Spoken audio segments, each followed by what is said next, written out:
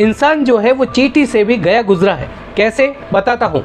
इस धरती पर दो जीव है जो संग्रह करते हैं, इकट्ठा करते हैं। पहला है चींटी और दूसरा इंसान।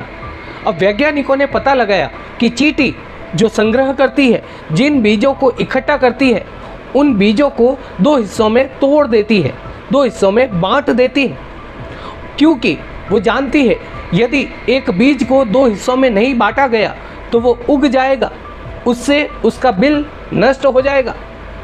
और एक बीज है धनिया का, जिसको वो 3 से 4 टुकड़ों में तोड़ देती है, क्योंकि वो जानती है कि धनिया का बीज ऐसा बीज है, यदि उसे 3 से 4 टुकड़ों में नहीं तोड़ा गया तो वो फिर से उग जाएगा। चींटी ऐसा इसलिए करती है क्योंकि वो जानती है कि जिस बिल में वो निवास करती है वहाँ पर सैकड़ों हजारों चींटियाँ रहती है। यदि एक भी पौधा उग आया तो वो उनके जीवन के लिए खतरनाक हो सकता है। और हम इंसान, हम जानते हैं कि हमारे लिए क्या उपयोगी है, फिर भी हम ऐसा नहीं करते हैं। हम जानते हैं कि एक बीज यदि हमने धरती में बो दिया तो सैकड़ों फल हमें मिलेंगे।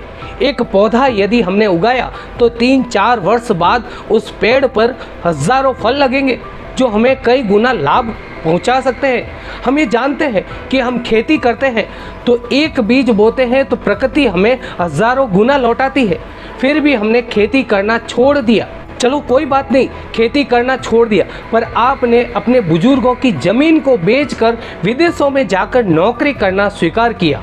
सोचिए, कोरोना जैसी बीमारी आई जिसमें आप सैकड़ों मील दूरी से चलकर अपने गांव को वापस लौटे। यदि आपके पास ज़मीन नहीं रही, यदि आपके पास आपकी खेती नहीं रही, तो आप कहां जाएंगे? किसी ने सत्य ही कहा है कि उत्तम खेती, मध्यम व्यापार, नीच नौकरी मत कर यार। कहने का अर्थ यही है कि हमें इस छोटी सी चींटी से सीख लेनी चाहिए कि हमारा फ़ायदा कहाँ पर है, नौकरी में या खेती करने में। जय श्री राम।